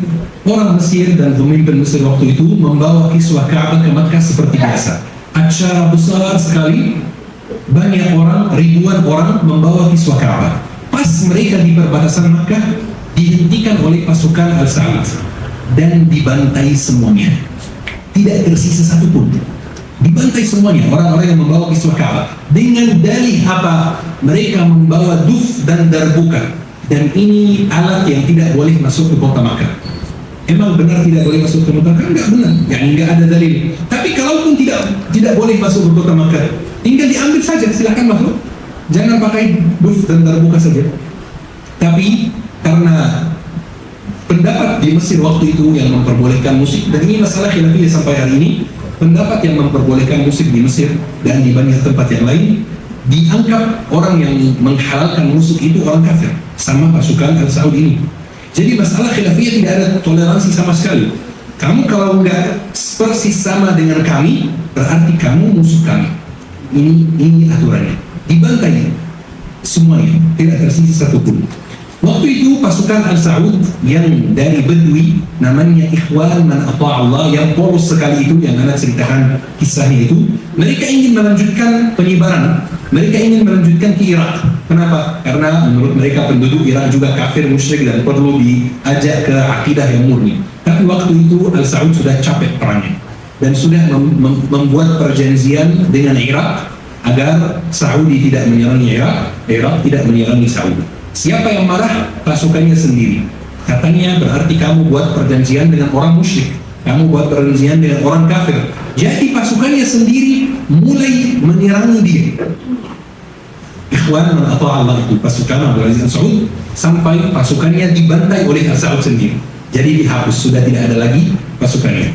Kemudian di tahun 1931 dia membuat konferensi bersama tokoh-tokoh negara dan lain-lain di kota Taif tahun 31, dan mereka sepakat untuk merubah nama negara jadi Kerajaan Arab Saudi, dan dia diberi gelar Raja Arab Saudi. Sebelumnya diberi gelar apa? Raja Hijaz dan Najd dan negeri-negeri yang di sekitarnya. Baik, pertanyaannya Bapak Ibu, Palestina di mana sekarang? Ditinggalkan begitu saja. Mereka sibuk saling menyerangi saja. Saudi menyerangi Syarif Hussein, Syarif Hussein menyerangi Saudi. Saudi menghubungi Inggris untuk diberi peran, diberi gaji, diberi jabatan, diberi kedudukan. Syarif Hussein juga sama, mengangkat dirinya sebagai khalifah. Siapa yang bayar kamu sebagai khalifah? Tidak ada sama sekali. Sama sekali tidak ada. Memanfaatkan runtuhnya Turki Utsmani agar dia menjadi khalifah. Bukannya pergi sana menolong Turki Utsmani, bukan. Malah mengangkat dirinya sebagai khalifah. Mana Palestina? Ditinggalkan begitu saja. Tidak ada satu pun yang mundur. Tidak ada satu pun yang mengerahkan pasukannya untuk menolong Palestina.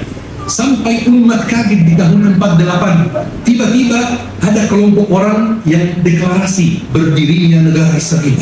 Siapa Israel itu? Siapa Israel itu? Kapan mereka masuk? Kapan mereka datang? Kaget. Kenapa? Diam selama 50 tahun. Dari tahun 1900 sampai Palestina dijajah, mereka diam. Dan mereka langsung tahun 48 mengumpulkan diri negara-negara Arab untuk menyerang Israel, tapi kalah semua. Kenapa? Karena mereka sedang lemah.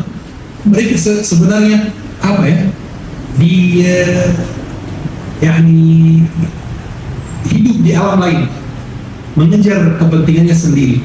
Saya selalu sampaikan hari ini, kalau besok Israel itu masuk Makkah dan Madinah, nggak ada satupun yang akan bergerak. Ana yakin 100%. Padahal mungkin dalam hati kita nggak mungkin. Kalau Israel itu masuk Makkah dan Madinah, kami akan bergerak. Tanpa Al-Aqsa dijajah. Apa perang kita sekarang? Duduk santai, tidak ada apa-apa. Al-Aqsa, tanah suci, tidak kalah penting dengan Makkah dan Madinah. Dijajah sudah 70 tahun lebih. Tapi kita duduk biasa, tidak ada satupun yang bergerak. Jadi kata saya sekarang, kalau besok Israel masuk Makkah dan Madinah, akan tetap sama. Negeri yang dijajah sama seperti Palestina. Tidak akan ada yang bergerak sama sekali. Kenapa? Karena kita melakukan kesalahan yang sama. Kita semua sedang diam. Kita semua sedang fokus memecah belah umat ini. Fokus membahas masalah khilafiyah. Fokus membahas perbedaan, bukan fokus membahas kesamaan. Kita semua umat Islam. Kita semua nabi kita sama. Tapi musuh kita ini ingin kita terpecah belah, ingin kita jadi banyak kelompok, banyak aliran, banyak grup, supaya mereka seenaknya menjajah tanah suci kita. Umat Islam waktu itu tidur, sibuk mereka untuk saling menyerangi, dan umat Islam sekarang sedang tidur juga. Umat Islam sekarang sedang tidur. Bapak Ibu, ini cerita Saudi, Sharif Hussein dan Palestina. Sangat mirip dengan zaman kita ini. Mereka waktu itu tidur, tahun 31, Al-Saud bingung, lebih bagus saya digelari Raja Najd dan Hijaz atau saya digelari Raja Arab Saudi. Ini yang dia pikirkan. Tapi Palestina, gak penting. Yahudi lagi hijrah nih, Yahudi puluhan ribu orang Yahudi pindah dari Eropa ke Palestina, mengusir desa-desa, mengusir warga desa-desa Palestina yang tinggal di sana. Itu terjadi sebelum 48. Pengusiran itu bukan hanya di tahun 48, itu terjadi dari sebelum tahun 48. Enggak, dia nggak pikirkan. Dan pasukannya yang malah menangkap semua umat Islam itu selain mereka itu kafir, musyrik. Jadi mereka mau menyerangi seluruh umat Islam dulu, baru menyerangi orang Yahudi. Kenapa? Karena orang musyrik yang menyimpang dari Islam dan aslinya Muslim lebih bahaya dari orang Yahudi. Banyak dari kita introspeksi, muhasabah diri sendiri sebentar. Banyak dari kita, banyak dari kalangan kita sekarang umat Islam yang berpendapat bahwa sebagian dari umat Islam lebih bahaya dari Yahudi. Itu karena siapa? Darinya apa? Ya ada seperti itu. Itu tujuan utama musuh kita. Baik, Bapak Ibu yang dirahmati oleh Allah Subhanahu wa Ta'ala, seperti ini Palestina dijajah. Orang Arab disibukkan dengan urusannya masing-masing, disibukkan dengan harta duniawi, disibukkan dengan jabatan raja ini, sultan ini, pemimpin ini, petinggi ini, dan mereka sampai membiarkan tanah sucinya hilang begitu saja. Kita mengulangi kesalahan yang sama, ya pasti kita mengulangi kesalahan yang sama, dan kita tidak akan bisa membebaskan Palestina kecuali kita sadar bahwa kita sedang dipecah belah, bahwa kita sedang dipecah belah oleh musuh kita, bahwa kita sedang menjauhi agama ini. Agama ini menjadi hanya status di KTP saja. Agama ini hanya menjadi salat 5 waktu saja. Agama ini bukan hanya sekedar salat 5 waktu. Agama Islam menyeluruh. Raja Faisal, apa yang tahu Raja Faisal? Itu satu-satunya Raja Arab Saudi yang berani menentang Israel, makanya dibunuh. Raja Faisal mengatakan Islam bukan hanya identitas pribadi. Perhatikan kata dia, Islam bukan hanya identitas pribadi. Islam adalah kekuatan politik dan ekonomi. Makanya dibunuh. Kenapa? Karena pandangan yang seperti ini pandangan yang bisa menyatukan umat Islam, dan mereka tidak mau kita bersatu. Ini masalahnya. Sampai ada satu orang pengamat politik asal Inggris, namanya David Hertz. Dia mengatakan seperti ini, Faisal bukan boneka, itu masalahnya. Kalimat singkat sekali, Faisal bukan boneka, itu masalahnya. Berarti ada yang boneka. Kalau Faisal bukan boneka, berarti yang lain ada yang boneka. Bas. Ini Bapak Ibu cerita kita hari ini. Semoga kita bisa dapat hikmah dan ibrah dari cerita dari sejarah, supaya kita tidak mengulangi kesalahan yang sama di masa sekarang dan masa depan, insyaallah.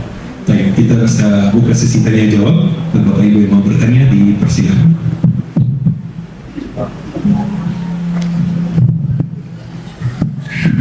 Barakallah, kita sudah mendengarkan kajian dari Syekh Muhammad Al-Khoury. Baik, bagi bapak-bapak dan ibu-ibu, insyaallah dibuka sesi tanya jawab. Tafadhol.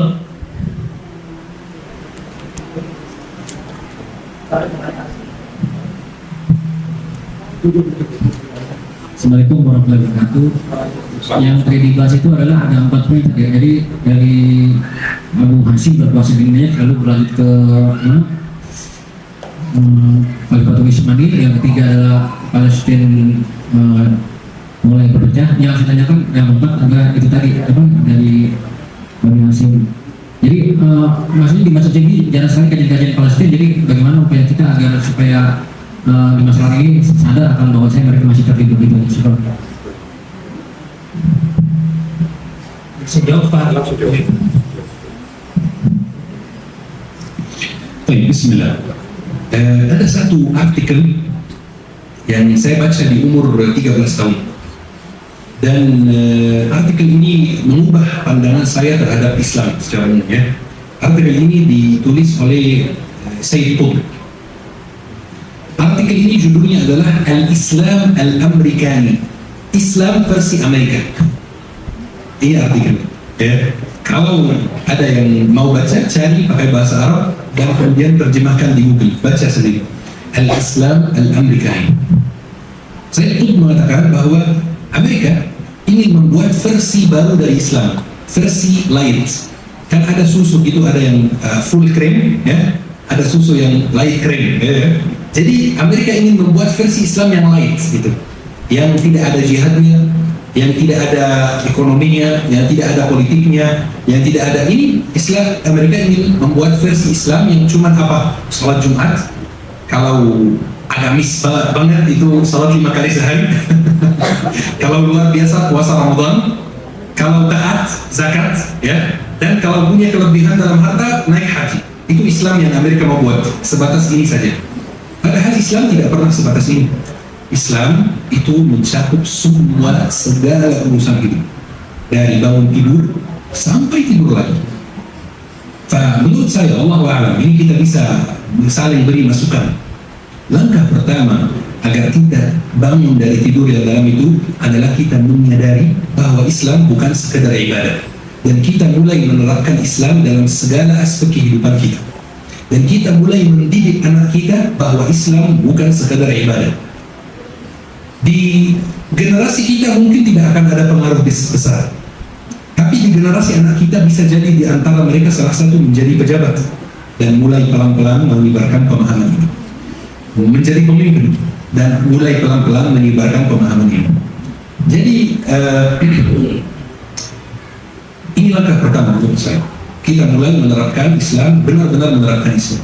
Sekarang Bapak Ibu, kita kadang-kadang lihat orang yang sholat 5 waktu di masjid, Masya Allah taat sekali, tapi giliran dia berinteraksi sama orang, dia ada akhlaknya sama sekali jauh dari akhlak Rasulullah SAW. Kenapa? Karena dia salah memahami Islam. Dia mengira Islam itu cuma gerakan yang kita lakukan dalam sholat, kemudian selesai. Ini disebut Muslim. Ada misalnya suami yang sholat, puasa, tapi dia nggak bertanggung jawab ke istrinya. Dia salah memahami Islam. Ada istri yang sholat, puasa, zakat, tapi giliran dikasih suami yang minta tolong atau dikasih perintah sama suami, dia nggak taat sama suami. Dia salah memahami Islam. Pemimpin yang sholat dan lain-lain, tapi ya biar kita nggak membahas hal ini. Baik. Pokoknya ini langkah pertama, menerapkan Islam dalam segala aspek kehidupan kita dan tidak malu untuk ini. Saya Muslim dan saya bangga. Saya menerapkan Islam dalam transaksi saya, dalam kerja saya, dalam kehidupan saya, dalam rumah tangga saya, dalam bisnis saya menerapkan Islam. Ini menurut saya. Pelan-pelan banyak yang mulai sadar dan banyak yang mulai tahu bahwa urusan Palestina itu bukan urusan orang Palestina, tapi urusan seluruh umat Islam. Bas, barakallahu fiikum, syukran. Barakallah. Ada lagi? Ikhwan? Ibu? Begitu saya nanya boleh ya? Tadi dari serangkaian cerita saja, saya meng-highlight 2 peristiwa.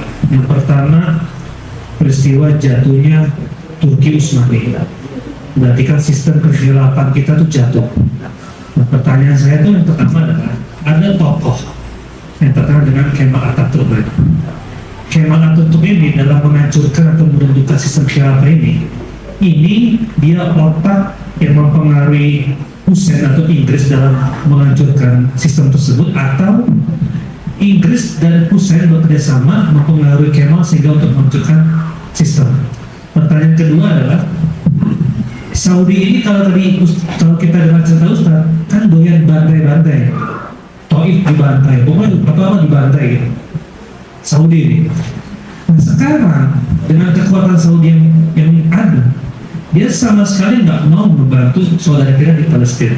Nah sekarang kalau untuk zaman sekarang, kira-kira dengan kondisi yang sekarang, Saudi nggak mau bantu saudara kita di Palestina, itu lebih karena dia tersandra atau masih tamak dengan dunia, seperti fokusnya kan wilayah terus kemudian.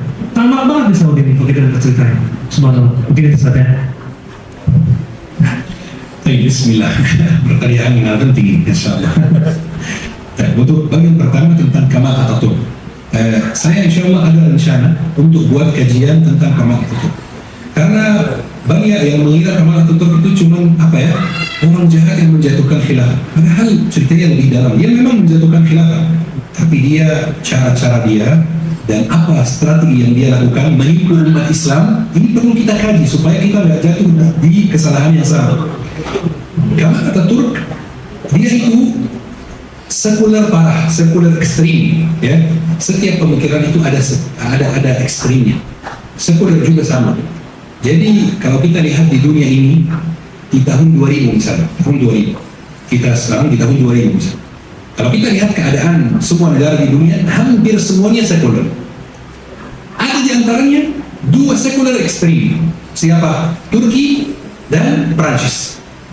Sekuler ekstrim. Turki sekarang alhamdulillah nggak lagi, tapi Prancis masih. Sampai hari ini wanita muslimah di Prancis dilarang pakai jilbab di jalan umum, dilarang pakai jilbab di gedung pemerintah, dilarang pakai jilbab di sekolah pemerintah. Padahal di Amerika diperbolehkan, di Inggris diperbolehkan.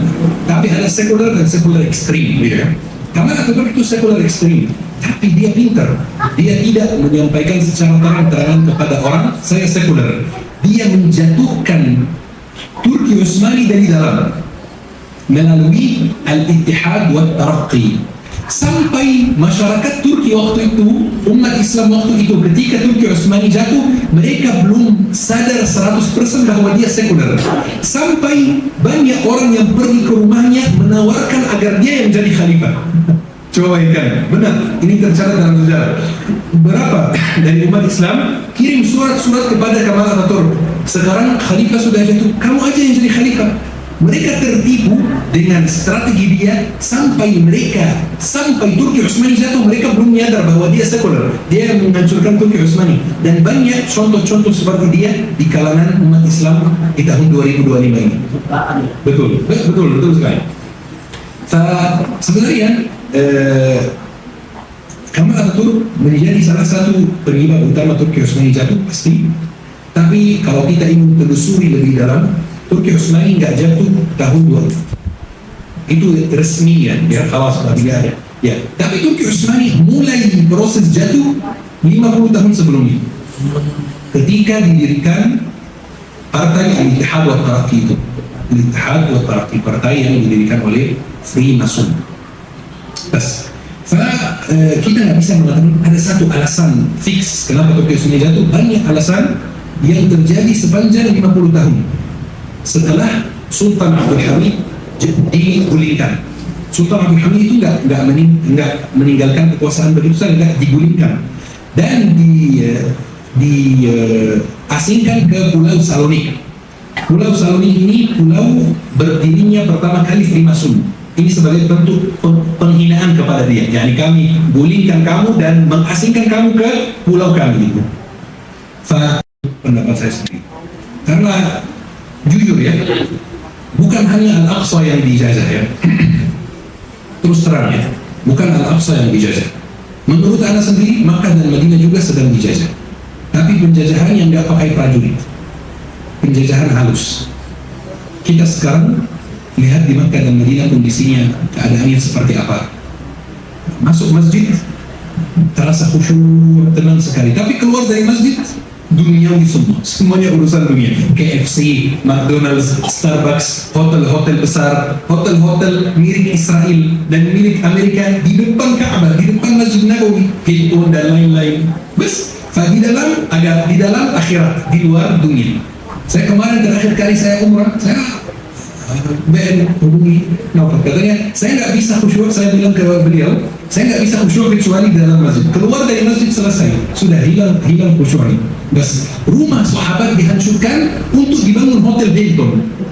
Mau apa lagi? Yani jangan heran mereka nggak bantu Palestina. Wajar, berdirinya saja sudah salah, konsepnya saja, arahnya saja sudah salah. Bas, seperti ini jawaban. Barakallahu. Baik.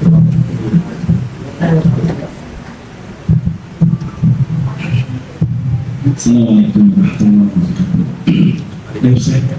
Dari awal berarti memang musuh-musuh Islam itu sudah mempersiapkan jauh-jauh hari ya bagaimana mau menguasai Palestina. Jadi saudara-saudara muslimnya ingin ngabubukan dulu ya supaya tidak ada bantuan ke mereka gitu ya.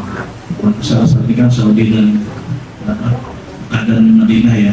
Tapi melihat sekarang Madinah udah begitu ini ya, tahun 79 saya dengar pernah ada kudeta Mekah yang pemberontakan Al-Juhaiman. Betul, Juhaiman Al-Hutaibi. Mungkin boleh diceritakan sedikit tentang itu, Pak. Terima kasih. Assalamualaikum warahmatullahi wabarakatuh.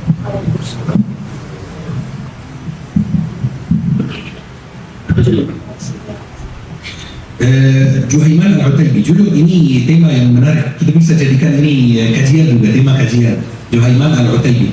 Ketika Ka'bah diambil, diambil secara total, diambil alih gitu ya. Jadi ceritanya Juhaiman Al-Hutaibi ini salah satu mantan tentara Saudi. Kemudian dia itu punya guru atau lebih tepatnya teman karena seumuran gitu ya. Namanya Muhammad bin Abdullah. Dan Muhammad bin Abdullah itu ya mengajar ilmu agama biasa.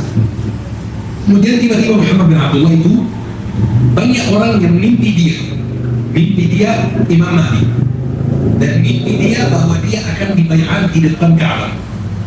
Mereka mulai cerita mimpi-mimpi ini ke Muhammad bin Abdullah. Awalnya dia menolak, tapi lama-lama dia mulai percaya ya, benar mungkin saya Imam Mahdi. Sampai ada Juhaiman Al-Hutaibi ini, salah satu muridnya, yang memutuskan katanya saya akan melancarkan jalanmu untuk masuk Makkah dan dibayar di depan Ka'bah, karena memang sesuai hadis Imam Mahdi dibayar di depan Ka'bah. Jadi dia mantan tentara dan dia tahu belum yakni tentara di sana. Dan waktu itu tahun 79 Arab Saudi belum semodern sekarang. Arab Saudi waktu itu atau sampai hari ini, bukan waktu itu, belum punya yang namanya undang-undang. Jadi ada beberapa peraturan gitu di daerah dan lain-lain, tapi belum ada undang-undang yang jelas, yang detail dan lain-lain sampai hari ini. Apalagi tahun 79. Satu-satunya orang yang mencoba membuat Arab Saudi itu lebih modern, lebih teratur, lebih terstruktur itu Raja Faisal. Kemudian dibunuh dan seperti itu. Jadi di tahun 79 Makkah dan Madinah itu yakni dikelola dengan tidak baik, sangat-sangat tidak baik. Sampai Juhaiman Al-Hutaibi itu jauh-jauh hari mulai menyimpan senjata-senjata, mulai memasukkan senjata-senjata itu di apa namanya buat orang yang meninggal dunia itu, betul yang dipegang itu. Terus dia mulai memasukkan anda-anda itu ke Masjid Haram seolah-olah ada yang meninggal dunia, tapi isinya senjata-senjata semua, pistol dan lain-lain. Kemudian tiba-tiba dia masuk area imam dan ambil mic-nya, kemudian dia mengumumkan kami sudah menguasai Masjid Haram, dan pun dia punya prajurit di keliling Masjid Haram di ma'azin yang di atas, dan dia mengumumkan Imam Mahdi sudah keluar dan dia meminta umat Islam untuk bayat kepada dia. Kemudian benar dia bawa Muhammad bin Abdullah itu dan semua orang bayat kepada dia, dan betul banyak orang yang percaya waktu itu. Kenapa banyak orang percaya? Karena memang sesuai hadisnya, Imam Mahdi dibayat di depan Ka'bah. Dan tiba-tiba terjadi yakni kericuhan itu di Masjid Haram. Prajurit militer polisi Arab Saudi berusaha untuk masuk, tapi setiap kali ada orang yang masuk ditembak dari atas oleh pendukungnya Juhaiman Al-Hutaibi itu dari sniper yang di atas, sampai satu tentara Arab Saudi gagal untuk masuk Masjid Haram. Polisi gagal untuk masuk Masjid Haram, sampai akhirnya Arab Saudi minta tolong ke Prancis untuk masuk sampai Masjid Haram dengan senjata dan pesawat, dan membunuh Juhaiman Al-Hutaibi itu dan tangkap dia ditangkap dulu baru dibunuh. Dan itu sesuai aturan Islam haram. Orang kafir tidak boleh masuk Makkah. Bahkan sampai hari ini di Makkah kalau masuk di jalan raya pakai bis ada tulisan yang besar for Muslims only, hanya untuk orang Muslim, karena sesuai aturan Islam memang tidak boleh. Apalagi tentara asing, apalagi tentara Prancis. Apa yang waktu itu rajanya lakukan? Dia minta fatwa sesuai request sama beberapa ulama di sana. Ya, karena jujur, fatwa di beberapa negara Arab itu sesuai request, bukan sesuai dalil. Ya, jadi minta request, tolong keluarkan fatwa sekarang bahwa tentara asing boleh masuk Makkah kalau alasannya darurat. Maka benar fatwanya keluar untuk menenangkan masyarakat yang juga kabit. Ada orang kafir masuk Makkah, ada tentara asing masuk Makkah, dan betul orang Perancis datang dan mengusir Zuhaiman al-Utaibi dan mengusir dia. Tapi pertanyaannya di sini atau hikmahnya di sini yang kita perlu petik. Kenapa Arab Saudi tidak meminta tolong sama negara Arab saja? Mesir tahun 79 itu tentaranya canggih, dan Mesir tentaranya canggih sampai hari ini, tapi nggak menolong Palestina. Tapi kenapa nggak menolong sama minta tolong sama Mesir saja? Takut, betul, takut. Kalau Perancis itu kawan. Yang kedua, 79 itu Arab Saudi sudah sangat kaya. Minyak itu munculnya di 30-an, 36, tahun 36. Tahun 79, kok bisa sekaya itu tapi nggak punya tentara kuat? Kok bisa sekaya itu tapi nggak mengelola Makkah dan Madinah dengan baik? Betul, sampai dia berhasil untuk memasukkan senjata-senjata diam-diam jauh hari dan lain-lain. Ya. Jadi uang minyak itu diapain? Sampai yang orang-orang yang mengatakan sekarang kalau Arab Saudi bantu Israel, nanti Israel serangi Ka'bah. Itu pernah dengar gak statement yang mencari? Ini statement menurut saya lucu sekali. Kenapa? Karena sejak kapan Ka'bah lebih mulia dari darah seorang Muslim? Sejak kapan? Dalam Islam, darah orang Muslim lebih mulia dari Ka'bah. Ada hadis Rasulullah SAW ketika Rasulullah menghadap Ka'bah, kemudian Rasulullah mengatakan, Inna Allah qad syarrafaki wa azzamki. Allah memuliakan kamu dan mengangkat derajatmu, wahai Ka'bah. Tapi darah satu orang Muslim lebih mulia dari kami, wahai Ka'bah. Ada juga satu hadis tapi dhaif, cuman maknanya kurang lebih sama, bahwa runtuhnya Ka'bah itu lebih ringan di sisi Allah dibanding tumpahnya darah satu orang Muslim. Itu hadis dhaif, tapi maknanya kurang lebih sama. Dan pertanyaan yang kedua, Arab Saudi kenapa nggak punya senjata nuklir? Sekarang sangat kaya. Lebih kaya mana, Arab Saudi atau Pakistan? Arab Saudi. Lebih kaya mana, Arab Saudi atau India? Arab Saudi jauh lebih kaya. Kenapa nggak berusaha? Lebih kaya mana, Arab Saudi atau Iran? Arab Saudi jauh lebih kaya.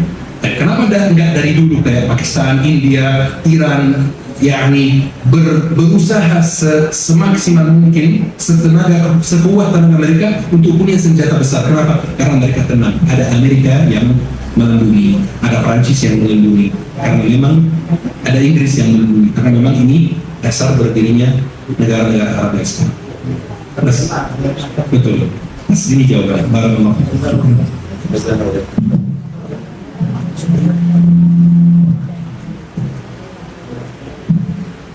Ada lagi? Ibu? Sulit. Sebetulnya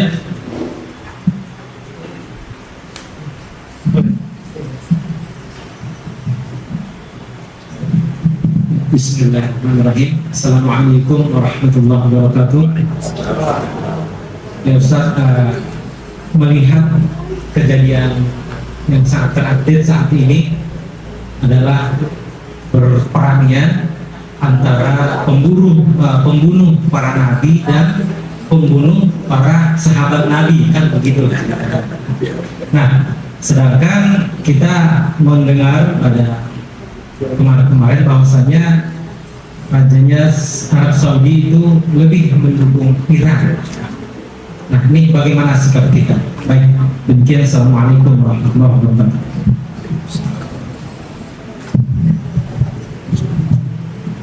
Bismillahirrahmanirrahim. Di sini Anda lihat di sosmed akhir-akhir ini banyak yang berbeda pendapat ya terkait hal ini, seharusnya seperti apa sikap kita. Tapi Anda kasih contoh yang sederhana. Seandainya bukan Iran yang memerangi atau berperang melawan Israel, seandainya bukan Iran, coba bayangkan saja, seandainya bukan Iran, Cina misalnya, atau Rusia misalnya, kita dukung Rusia nggak? Ya kita senang Rusia menyerang Israel. Siapa yang nggak senang Rusia menyerang Israel? senang pasti Israel jatuh. Jadi sebenarnya kita tidak boleh di tengah-tengah, tidak boleh netral, dan di waktu yang sama tidak boleh memuji-puji Syiah dan Iran dan lain-lain, tidak boleh. Menurut saya dua hal ini berlebihan. Kalau kita di netral berarti kita menyamakan antara yang zalim dan yang dizalimi. Kita tidak boleh netral, itu tidak boleh di tengah. Itu pendapat saya sendiri. Tidak boleh diskusi beda pendapat, tidak apa-apa. Jadi tidak boleh di tengah, dan tidak boleh di waktu yang sama berlebihan memuji Iran dan Syiah. Kenapa? Karena kita ini sebuah fakta yang tidak bisa dipungkiri bahwa Iran punya program, punya rencana untuk menyebarkan pemahaman Syiah di negeri Sunni. Itu jelas di depan mata kita. Dan di Jakarta banyak sekali. Ada Bapak Ibu tahu nggak Islamic Culture Center di Jakarta Selatan, di Jalan Kunci. Ada nggak tahu nggak Islamic Culture Center? Ini sebuah culture center, sebuah yayasan milik kedutaan Iran di Jakarta. Ini pusat Syiahnya di Jakarta, dekat sini. Dulu saya tahu keberadaan mereka dari dulu, dan tahu masjid-masjid Syiah di Jakarta itu di mana. Saya tahu semuanya. Dulu mereka kalau buat acara tidak di live streaming di YouTube dan lain-lain. Akhir-akhir ini mulai live streaming, mulai berani, mulai muncul di permukaan. Saya sendiri punya satu tetangga, saya kenal dari dulu, dan semua orang tahu di tempat tinggal saya bahwa beliau ini orang Syiah. Semua orang tahu gitu. Tapi tidak pernah ada yang tanya beliau, kamu orang Syiah enggak? Dan beliau tidak pernah bilang saya orang Syiah. Tapi semua orang tahu beliau Syiah, jelas sekali. Dan beliau setiap tahun ke Iran dan lain-lain. Akhir-akhir ini beliau mulai bangga saya Syiah. Seperti ini. Jadi jangan sampai kita juga, jangan di tengah-tengah. Saya nggak setuju kalau kita di tengah-tengah kemudian kita mengatakan ya Allah hantamkanlah orang zalim dengan orang zalim lainnya dan selamatkan kami di antaranya. Saya nggak setuju, jujur. Tapi di waktu yang sama saya nggak setuju juga jika terlalu berlebihan memuji Iran dan Syiah. Iya, harus di perang ini kita di barisan yang bukan barisan Israel, siapapun dia, mau Iran, mau Rusia, mau Cina, ya. Tapi di waktu yang sama kita pelan-pelan, bukan bahan memuji Iran. Dan saya kadang-kadang buat postingan di IG, isinya bendera Iran semua. Jadi ini nggak bagus juga, karena ini bisa menjadi pintu yang terbuka lebar pemahaman Syiah tersebar di Indonesia. Ini sangat bahaya, sangat bahaya, karena Syiah memang menyimpang dari ajaran Islam yang benar. Ini jelas. Ini pendapat saya sendiri. Sikap kita harus seperti ini. Kita bisa saja berkolaborasi dengan orang jahat untuk jangka pendek, nggak ada masalah. Rasulullah pernah berkoalisi dengan Yahudi di Madinah, pernah. Tapi jangka pendek, nanti Yahudi mengkhianati kemudian diperangi, nggak ada masalah. Jadi kita bisa saja berkoalisi dengan orang yang nggak baik